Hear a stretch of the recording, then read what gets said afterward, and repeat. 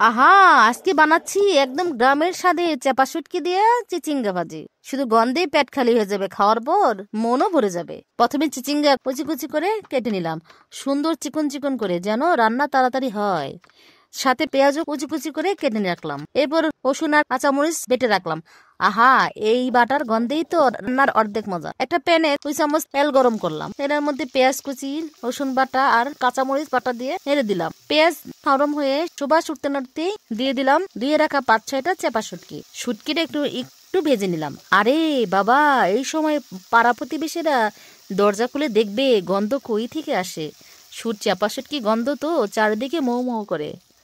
এবার স্বাদ মতো দিলাম লবণ, সাথে 1 চামচ হলুদ, 1 চামচ ধনিয়ার গুঁড়া দিয়ে দিলাম। ভালো করে নেড়ে দিলাম যেন সব মশলা শুটকির সাথে মিশে যায়। এবার দিয়ে দিলাম কেটে রাখা চিচিঙ্গা, হালকা নেড়ে মশলার সাথে মিশিয়ে নিলাম। ঢাকনা দিয়ে ঢেকে দিলাম 10 মিনিটের জন্য।